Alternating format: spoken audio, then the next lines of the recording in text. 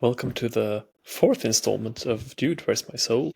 Where are you? Where are you today, Soulfish? Today I'm in Africa, in Cyprus, in a tiny, tiny house. It really is tiny.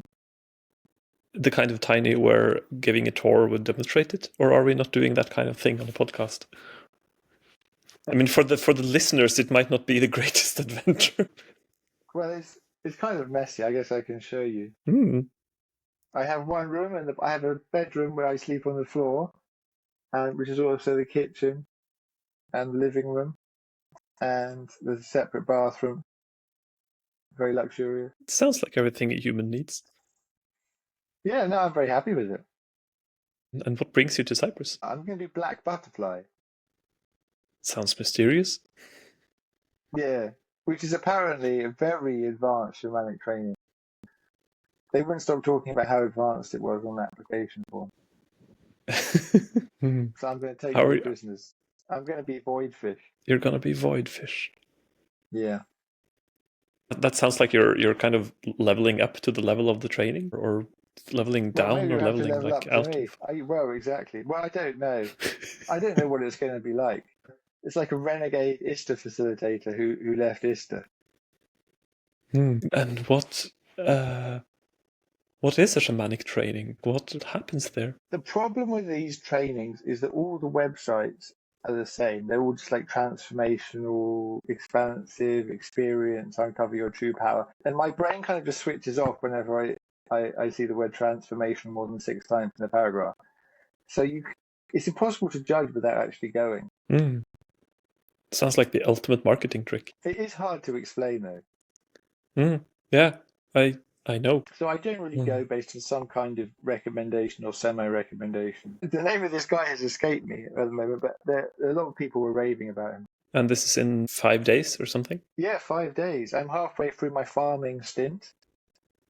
5 days. I'm somehow going to travel to the other end of Cyprus and do another training. And have you learned anything about farming in the last week? Have I learned anything about farming? Yeah, I learned all sorts of things about farming. I did a lot of weeding. There was a very large kind of vegetable patch, I guess you can call it, that was completely overgrown. Been weeding that a lot. I mean, I learned some farming facts, like if you prune when it's cloudy, the plants are more susceptible to fungus, all sorts of interesting stuff like that. Right. So you should prune when it's sunny. I wonder if I learned anything more profound about farming. Well, no, here's something more profound about farming. Farming is a constant battle against life and a constant battle against nature.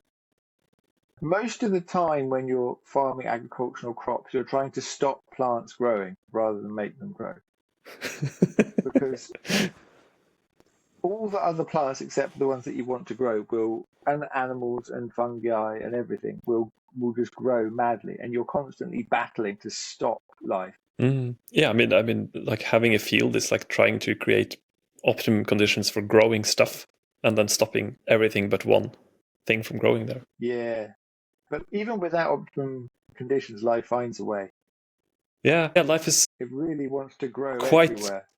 Life is quite eager about that sort of thing. And you have the conditions that you're given, and the plant that you want to grow might not be optimal for the conditions that you're given. It probably isn't, to be honest. You have to do all sorts of things to try and protect it from nature where it's not supposed to grow. Good luck with the farming. Does the training in 5 days sort of reach back in time and affect your current state of consciousness? Can you feel it coming? Well, I mean, I don't know what to expect. I'm open. We'll see. I'm a bit worried that there'll be too many tourists. I'm hoping there'll be less tourists than usual. I'm getting a bit sick of tourists. Tourists taking shamanic trainings? Yeah, tourists on people who want to have a good time. You're not there for a good time. Certainly not. And then, they just want to have a good time. And if anything interesting happens, they freak out. This is taking us dangerously close to today's topic, which we'll reveal in a moment after asking more specifically about your current quality of consciousness. Like, what's the world filtered through right now? Well, I'm very relaxed. It's been wonderful being on this farm. Very stress free, super nice guy, bringing me food and stuff. Um, he's not getting. I mean, he's a bit too nice, but he's not like, overly critical, and he's giving me clear instructions what he wants me to do. And it's kind of weird in this place. Like sometimes the hot water doesn't work, and it smells funny, but it's pretty nice.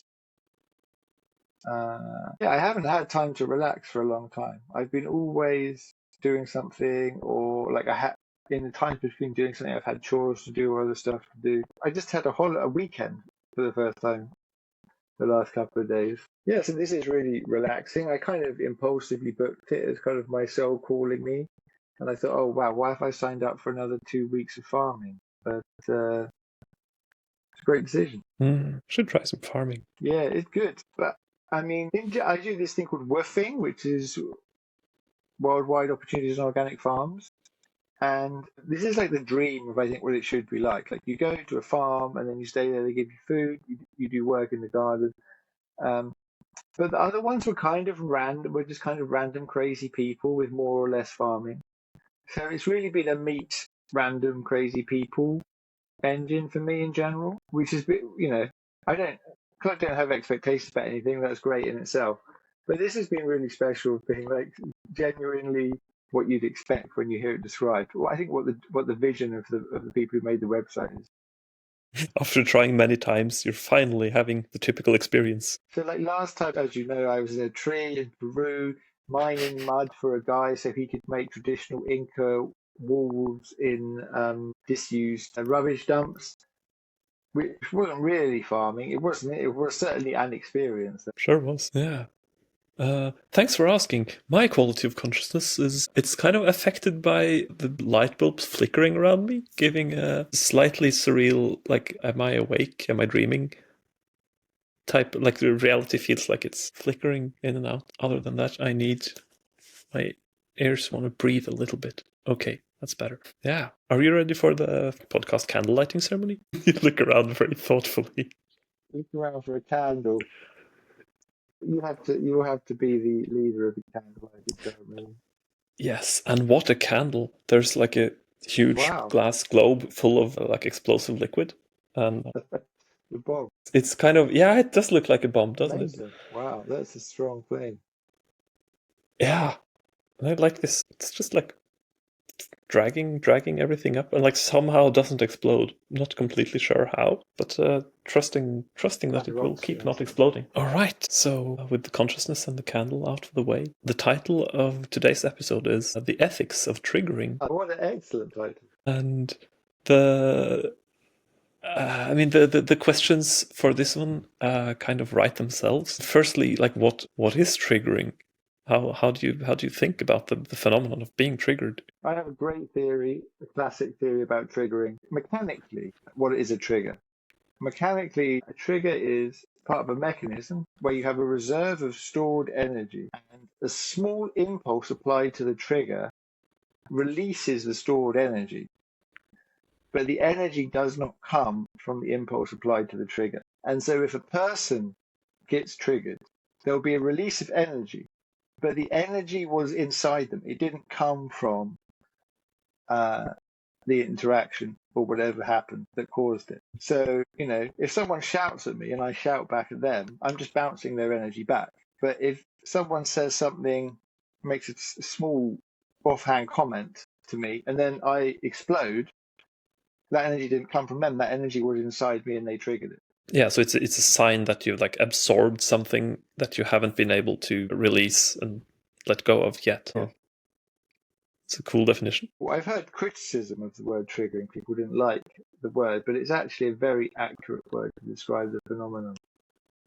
I think for a long time I've been among the like, is this the best way of talking about people's emotions and reactions? Like, it seems kind of like it seems belittling somehow. But with your definition, I'm more like, yeah, no, sometimes I mean, it kind of weeds out a rightful anger. It's like, no, is the anger or the emotions are proportional to what happened, or does it release some extra gunpowder that you had lying around?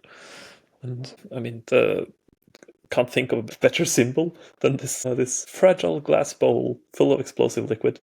Which bomb you had then? The energy from the fuse does not create the explosion. It's just the trigger. Yeah, right.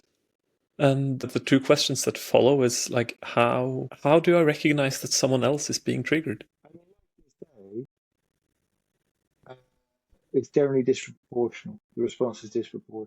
But I mean, can't there be situations where I sort of inadvertently say something really bad? Like it's not related to my intention. I don't believe you can inadvertently say something really bad. If you're being motivated by kindness, how can that be really bad? I mean, you can like step on someone's foot with a really heavy shoe without intending to. But well, then the reaction is sort of just proportional. Well, they shouldn't be angry with you. It depends on how big the shoe is. With a heavy, but no, okay. This is like metaphorically. Like sometimes but well, then we're back to the stored energy. Like, well, what would be the disproportionate response? What would be the disproportionate response? Someone might go, "Ow, you stepped on my foot," but that's a proportional response because it hurt them, right? Yeah, I'm using the stepping on feet metaphorically, but I'm not sure it makes sense. Can you give? Maybe one will come to me during the episode. Moving on, how do I recognize being triggered in myself? I guess it's harder to see when you're in the middle of it. Well, this is hunting the shadow. You just get used to it after a while. At some point, it becomes any contracted emotion. There's no reason in my life to ever be angry. Anytime I'm angry, I'm triggered. And expand on like contracted emotions, or is it like a fixed set, or is it the quality of an emotion? Well, the first thing I noticed was that there doesn't seem to be any reason for me to be angry at all. And yet I still have the capacity for anger. This is an emotion that is used in a survival state, in a contracted state. Anger and fear are the main ones. But you don't differentiate between well-founded fear and unfounded fear. I mean, it's certainly useful sometimes if a bus is hurtling towards you. Something is making you. But then you're in survival, aren't you? I've not fully understood this. If a bus is hurtling towards you, you can't take a deep breath and connect to the cosmos. That's put you in a. It's put you in a survival state, which you're not in most of the time, but you think you are. Although another way, that maybe if the bus is hurtling towards you, you simply react. What do you think about like instincts in all of this? Like strong emotional reactions are quite often really fast. Like instinct tempo. It's like a trigger. It's an automatic response. You can't consciously get triggered, can you? It's something that happens sort of outside of your control, more or less by definition. It's something that blows up. There needs to be a trigger. I'm not sure you can choose to feel an emotion, but I can get triggered. The other day I wanted to get triggered, so I asked someone to pull my hair. I know that triggers me. I immediately felt emotion. What's the physiological correlates? Like if you like you hooked up a lot of sensors and stuff, I would guess like pulse going up, blood pressure going up, muscles tensing. But that's just the emotion. I wondered if you're going to ask this question. The question of can you be triggered into any emotion? I think you can be triggered into happiness or any sort of. Can I have a lot of stored up happiness that I haven't felt yet, and someone just puts a match to it and like lights it up? Yeah, I guess. Yeah, I can that. Yeah. It's like someone that you love. You look at a picture of them, and then you feel feelings. But it's just a picture. The picture didn't give you the feelings. You had those feelings already. But when people feel the lighter emotions, they generally don't consider it a problem, so they don't talk about it so much, getting positively triggered. But it could be. You could think you were really attracted to someone because of the way they look, or just something about them. But then that wouldn't be real. That was something else from your past. You could have a false positive impression of someone. Yeah, this is like what Rex mentioned at Metamorphosis, with like if you feel attracted to someone, like especially when doing session work, you should do an identity check. Like ask a certain series of questions to find out like who do I remind you of from your past? Like, are you projecting something onto me that has something to do with someone else? And is there any sort of stored energy there? What would you like to say to this person from your past? And is there something you'd like to hear from them? And what surprised me about this exercise was, like, quite often in his experience, when you do this sort of try to sort of clear up the projections, often the attraction falls away. So sort of removing the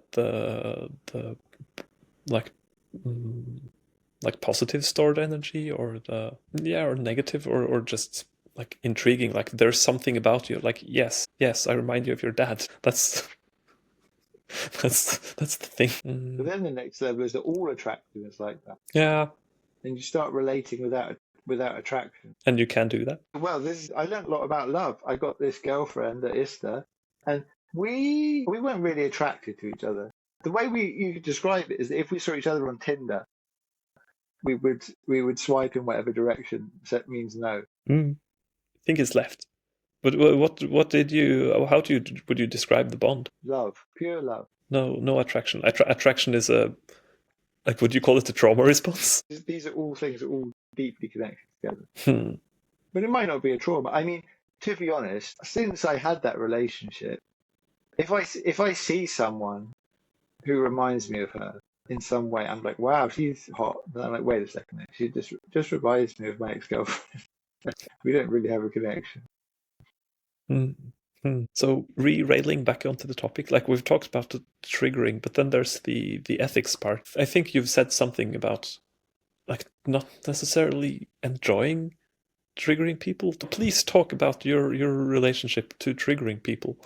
I think it's not the standard relationship. Well, there's this process of hunting the shadow, which is a very fundamental part of self-work, maybe the whole of self-work.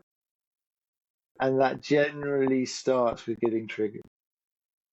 Can you briefly explain shadow work? Like what's meant by shadow? So the shadow is the part of yourself that's alive and it's active, but you can't see it. And so it's very difficult to work with, but it's doing all sorts of stuff. And so if you're getting angry and blowing up at all these people, for example, and you just think all these people are terrible people, you don't realize actually it's your shadow working. It's not them. There's something in you that you don't see clearly. I've thought about the shadow as like the parts of yourself that you don't really want to acknowledge. But there is also, I mean, there are lots of parts of me that are like more or less dormant. But you're adding this. Okay, it needs to be active. It needs to sort of influence your actions. Yeah, but it's alive though. If it's dormant, it's still alive. It might be ready to burst out at any moment, doing something, withering, or trying to find a way out, trying to find a different way to express. And this is the thing about the shadows, especially what you were saying about parts of yourself you don't want to acknowledge. They'll find ways to get out and express themselves. You know, everyone has a sadist part of you that enjoys inflicting pain. If you don't acknowledge that, then you might find little ways of making other people suffer subconsciously. You know, that's not a healthy way to go about life. Yeah. There is this quote from this term, the shadow. It's a Jungian thing, isn't it? From Carl Jung. I'm not entirely sure what he said, but I believe he talked about it a lot, yeah. I seem to remember a quote like, until you make the unconscious conscious, it will run your life and you will call it fate. Oh, why do I always get into these situations? Why does this always happen to me? And quite often you'll find out at some point that you're making it happen, or you're creating the circumstances for this thing to happen. Yeah. All right. So when I ask you about your relationship to triggering people, you start with this hunting the shadow. Yeah. And the reason why that's relevant is that there's a school of thought that triggering is bad, and people have an innate right to live their lives in a completely regulated state, but that regulation should come externally. So everything that you do is specially crafted and created so it doesn't trigger other people. American colleges are famous for this. But there's another way of thinking about it where you take responsibility for yourself and for your own transformation. And then a trigger is a gift. And if you want to go out hunting the shadow, you've got to go out to a place where you're going to get triggered and pop the witness out. And what pop the witness out? So when I get triggered, it's just an automatic process. I can't not get triggered. But then to notice, oh, wait a second, why did I react like that? That doesn't really make sense. There's kind of a witness in me who isn't swept along by the emotion and can be like, wow, I'm feeling all these emotions, but this isn't actually proportionate to the situation. Yeah. So the observer can see that like something is weird about my reaction here, and this is the sort of invitation into self-inquiry or into whatever, acknowledging what's going on. Why do you want the witness to appear while being triggered? Like I have an idea, but I like your way of explaining things. If you just get carried along with the trigger, you're just going to be angry and you're going to hate the person or whatever. I mean, we talk about anger, but whatever it is. That's just gonna be how the world is. And the witness is the first stage to seeing, here's me having an emotional reaction. And practicing the witness, it can get quite advanced. So I can have an ongoing emotional reaction that I can let run and still be witnessing it at the same time. Yeah, and it's quite nice not to be completely taken over. It's also related to meditation. That's the same practice of witnessing, but not being in. Yeah, but while meditation is usually sort of not doing much and then witnessing the mind panic about that, and what you're describing is more like being angry or being scared or embarrassed or whatever, and sort of running that and also observing it, kind of non-attachment to what the emotional being is currently. Once I do that, generally I can interrupt it and be like, oh, wait a second, this isn't about this. I might apologize and say, sorry, I got a bit triggered there, actually. After a while, you start to defuse the triggers, you start to hunt the shadow. And then what I can do is I can just clear my mind and just think about the first image that comes in my head. And generally, the source of the trigger will come up, like something from my childhood or whatever. Just be open to seeing that image, and it tells you what the source of the trigger is. And then try and process that and try and be like, hey, wow, that was unfair the way I was treated or whatever. So in the resolving or diffusing, there is some element of sort of acknowledging something on behalf of the child at some point. Right. So that's once you've used that to find one of these stored energy caches, then that's how you can start to work with it. I remember you saying something like lots of people find me really triggering, and you've also said I try to always act from love. And like for many people, this would sound like a contradiction. How is it not? Triggering is something that happens in the other person. You can't trigger someone. I mean, it depends how you look at it. But the energy doesn't come from you; it comes from them. And so, I haven't necessarily done something. The classic one is that you see your shadow in other people is often triggering. That's your stuff. That's not the other person's fault. Obviously, you can act in a way to provoke people and wind people up, but there's certain things that will just bring out either the same as the shadow or the opposite of the shadow. Will bring up triggers and bring up shadows. But that's not the same as provoking. I mean, I'm not in general trying to deliberately provoke people.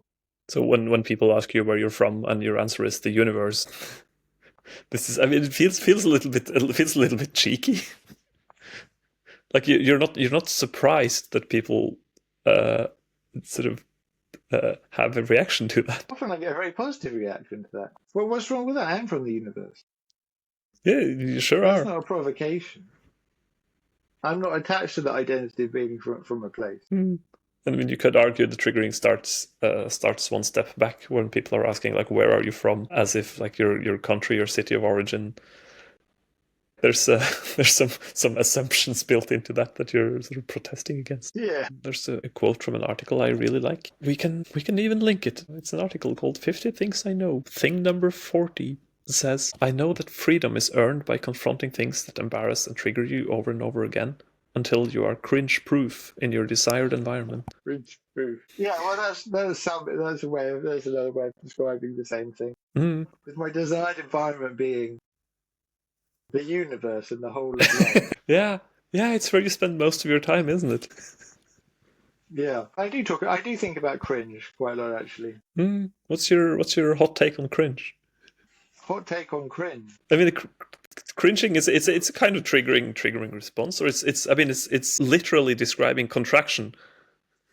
This is an interesting question. I mean, I do get triggered. I always have been, and I do get triggered by personality stuff. Something I need to work on somehow. And like the cringe response is a personality thing. That's why I get soul cringe. I think maybe cringe is a contracted emotion, but like shibari. Mm. The ancient art of tying up someone else with ropes. Yeah, which is pretty cool. But when someone goes into a space to be the shibari guy, they lock themselves down so hard in personality that it becomes very soul cringe. But when people in personality think they're really cool. You're using the term soul cringe? Yeah, soul cringe. What does it mean, and how does it differ from regular cringe? What is cringe? Is it second-hand embarrassment? I think it can be first-hand. It could either be you're thinking about something stupid you said 2 years ago and you wince or you contract a little bit. It was 2 years ago. That's second-hand, isn't it? Personality cringe is when you feel a contracted emotion because that something doesn't follow the rules of personality. Someone doesn't properly follow the social conventions, or they dress in the wrong way. It becomes cringe in the personality sense. But soul cringe is a different perspective where it's things that fit in really well in the personality world, but from a soul perspective, it's just facing completely the wrong direction. Like coming into a room and being the guy who wants to tie everyone up. Yeah, you might be smashing it from a personality perspective, but from a soul perspective, it's like, ooh, ooh. Mm. Coming back to the title, like the ethics of triggering, as you say, there's a current school like this whole thing of like trigger warnings and thinking of sort of having an uncomfortable feeling as something that should be avoided. And if I'm reading a book and the book is describing something uncomfortable, like they should tell me in the beginning. And the Like idea is that I someone can never would read say, any books that make me uncomfortable, and then I never feel uncomfortable without having to do any self work. I mean, that's one option. Yeah. It doesn't seem to work very well. I mean, like working with people who are sometimes quite heavily traumatized. I can see the function of like is this book or is this movie sort of going to surprise me with like depictions of rape, for instance? Well, there's a difference, right? You might give someone a heads up about something, but what I'm criticizing is the idea that it ends there, that person is never going to improve or that person is never going to change, and the world is going to be changed to be completely safe for them. But that's not going to work. Yeah, it sounds like a recipe for bad times for everyone. It's something that I hadn't quite figured out. I mean, you don't necessarily want someone to get triggered, so you might avoid it or warn them. But yeah, not the expectation that that's a complete system for life. I wanted to talk about domain, domain of safety. Is my safety my responsibility, or is it everyone else's responsibility? And this thing of the trying to make everything non-triggering, that's taking my safety and putting it in everyone else's hands. But that will never be real safety. If I take my own safety and put it in my hands and my responsibility, it's a lot more challenging, but it does create real safety. Yeah, this is the subjective feeling of walking around the world feeling safe. This is kind of disconnected from how safe you actually are. I learned this the hard way. I took a massive overdose of psychedelic drugs. I didn't realize this at the time, and I was getting worried. And I said to my friend, and he said, "I'll make sure you're all right. I'll keep you safe." But then there was a certain moment when I looked into his eyes and realized he didn't know what to do. And that's when I started to get scared. And then I saw he didn't know what to do. And that's when I completely lost it. But if only I'd known that my safety, everything I needed was inside me, I would have been fine. Has there been a noticeable shift? I mean, what happened on your psychedelic journey is one thing, but in your like walking around life, has there been a noticeable shift to sort of an internal like locus of control or locus of safety? That's in a sort of felt sense of walking around the world. I take responsibility. I take responsibility for my own emotions. I don't blame other people for them. Mm. If I get a strong contracted emotion because of someone else and they apologize, I'd say, why are you apologizing? It's nothing to do with you. It's my stuff. That's what it looks like. Mm. But then, I'm not getting these contracted emotions anymore. I noticed that statement triggering something in me. I'm above these standard human responses. I've transcended to like finish my thought from earlier. Like there's this one school that says like being a like loving, caring, decent human means trying not to trigger anyone else. That's your job as a good human, is to be careful and not put anyone in contact with anything that makes them uncomfortable. And from this other side, I'll read the quote again. I know that freedom is earned by confronting things that embarrass and trigger you over and over again until you're cringe-proof in your desired environment. Wouldn't that mean that like triggering someone is the like most loving thing you can do? Well, it might be. If you're deliberately triggering them, you might need to be consensual. But the thing that this idea of you should avoid triggering people is missing out is it assumes it's in a vacuum. It assumes you just trigger someone, but you didn't just trigger someone. You told someone the truth, and they got triggered. You expressed yourself in an authentic way that wasn't connected to them, and they got triggered. The way that you dressed in a way that was your authentic expression of yourself. These are the things that you're doing that are triggering other people in general. And then avoiding that is a very dark path. Avoiding telling the truth, avoiding being your authentic self. That is a very dark route to go down, but not in a good dark way. I mean, I guess it's better if, yeah, as you say, the journey is consensual. That okay, you seek out things that trigger you. But this, yeah, there is some like ethical question at the core of this that I struggle articulating it. But there's something about like to what extent should you expose someone to uncomfortable truths, and to what extent should you like shield other people from things they're not ready for yet? It's very patronizing. Yeah, I noticed my use of the word should doesn't sit right with me. So I don't think I've nailed the question yet. It's very patronizing to say, you're not ready for the truth. Mm. Yeah. And all the people are doing is having emotions. They don't die. They're just going to have emotions. And if they're getting easily triggered, they're having these emotions every day.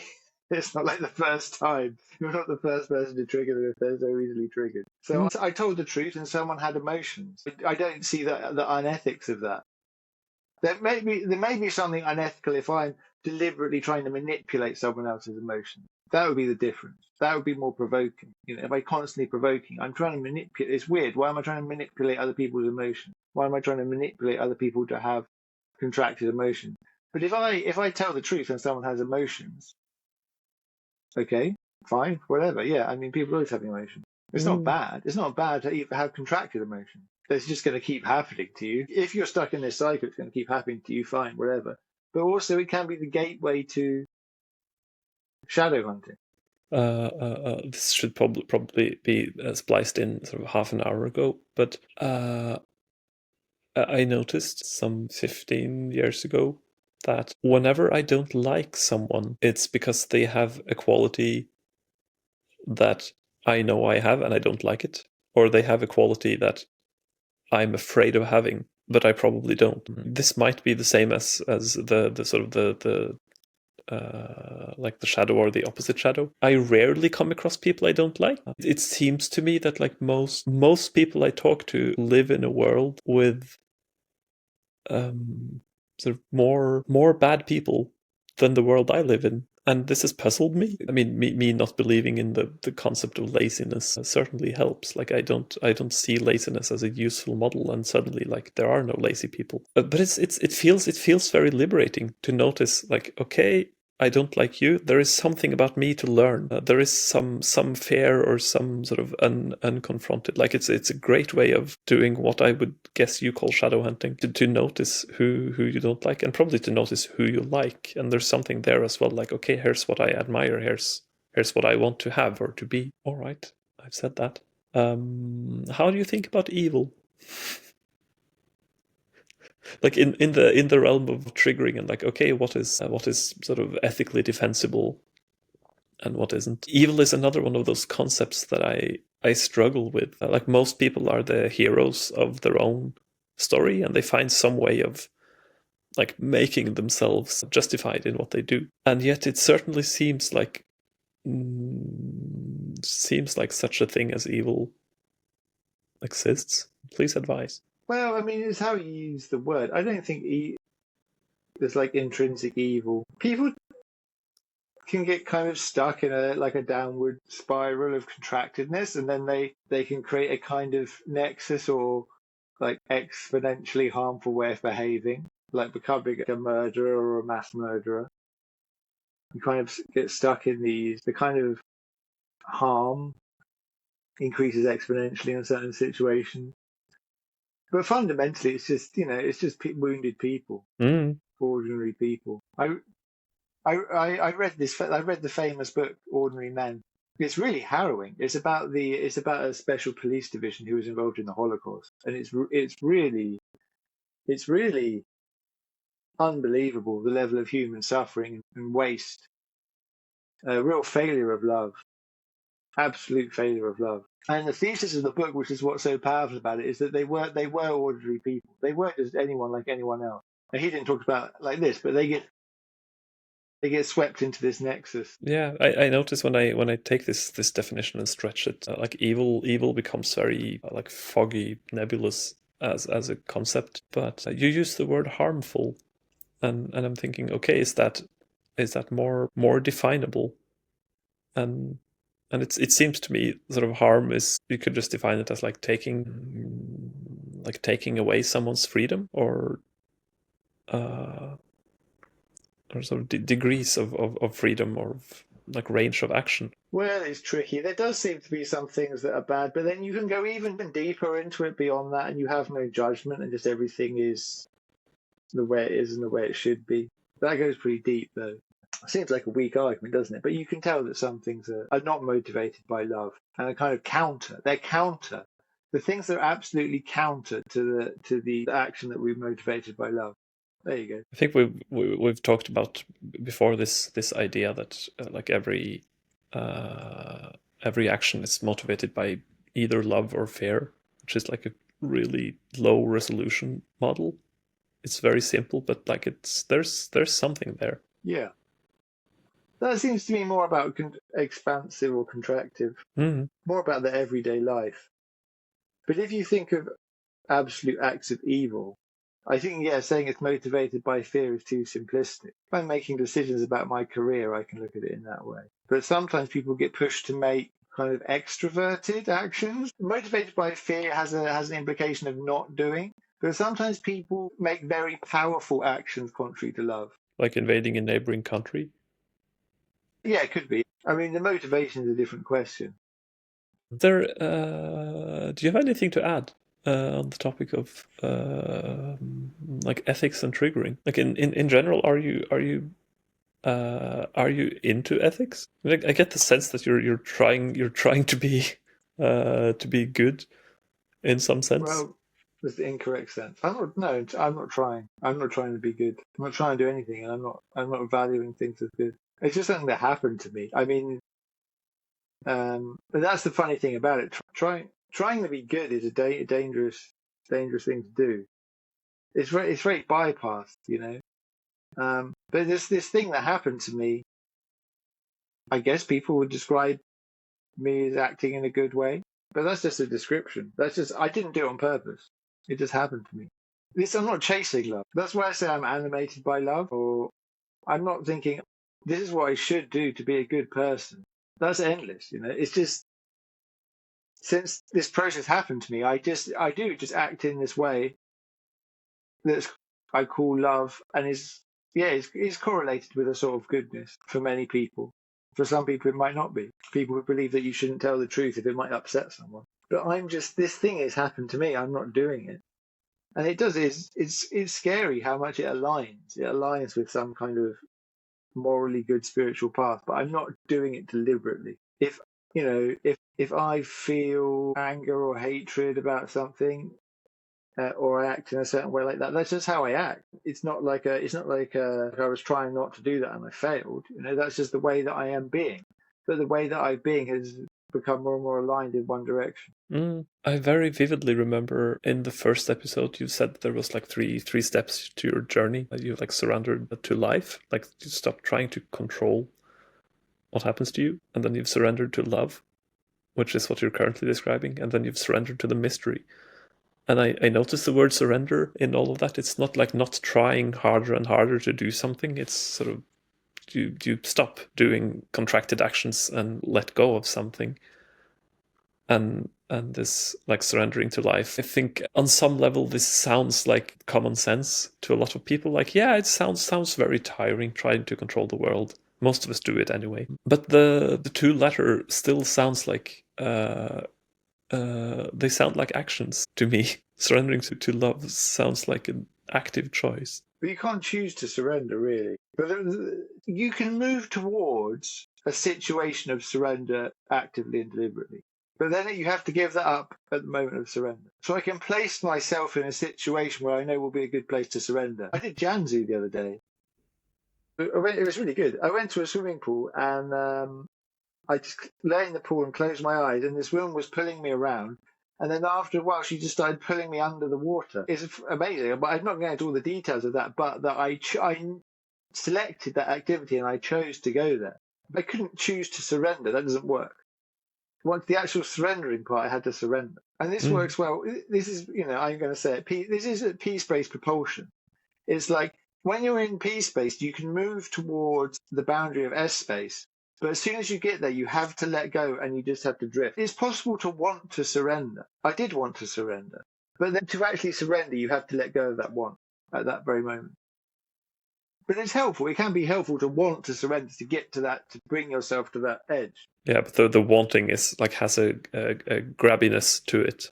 And surrendering is like stop trying to grab anything. Right, exactly. But when you're in peace space, that's how you propel yourself with wanting. It's very powerful propulsion in peace space. And so when you're trying to transition into S space, you have to use it.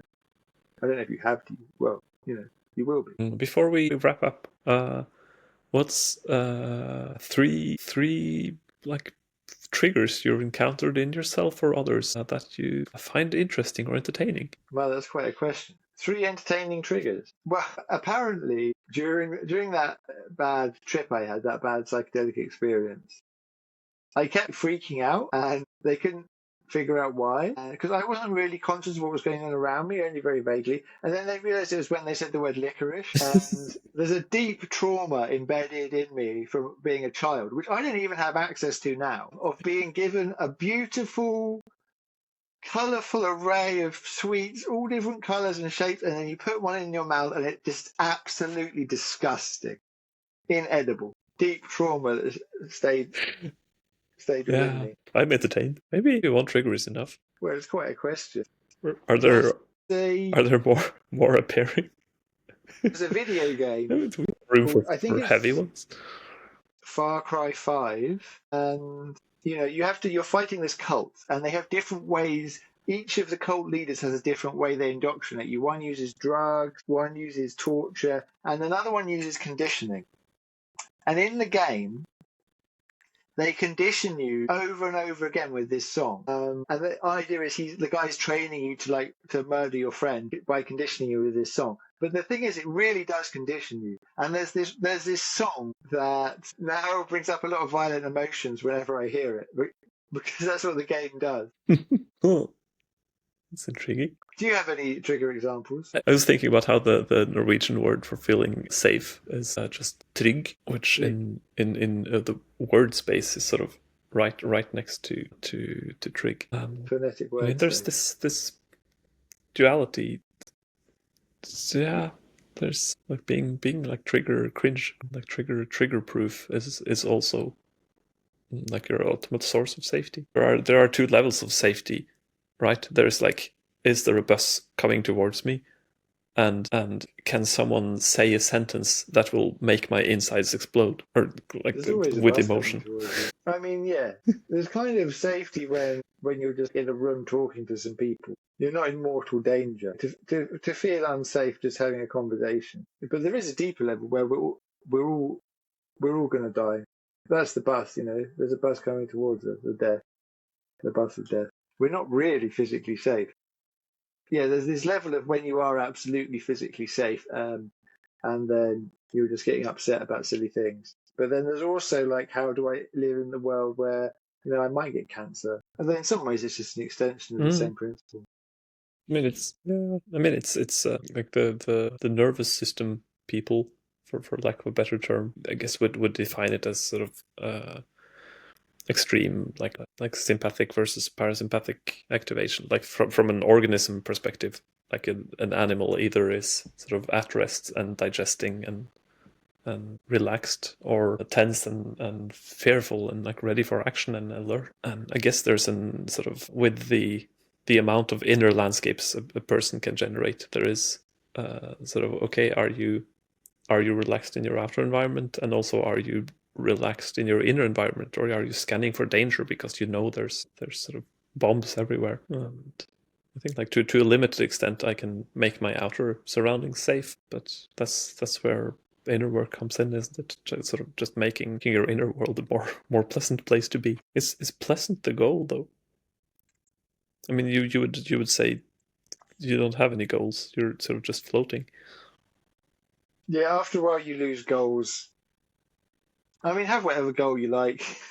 It doesn't matter. I wanted to get a girlfriend. When you start operating in a different way, then it doesn't matter what goals are. My goal for this episode was to keep it under an hour. Depending on the editing, I think I've failed miserably. But it was good talking to you, and have a great time or a terrible time, or like have a time at Black Butterfly. Yeah, I'm not going to pass any judgment on it. And to any listeners out there who might be tired of like having to listen on YouTube, do you have any news on that front? I published it on Spotify, Amazon, and Apple. People might be listening to this on Spotify. You don't know. Yeah, and I haven't lifted a finger to make any of this happen, which is wonderful. But yeah, like you can now listen to this podcast as an actual podcast, instead of having to keep your mobile phone screen on to play the YouTube video, which some people have complained about. So yeah, congratulations to the world on having access to this podcast in multiple formats, and we'll be back before you know it with another episode of Dude, Where's My Soul?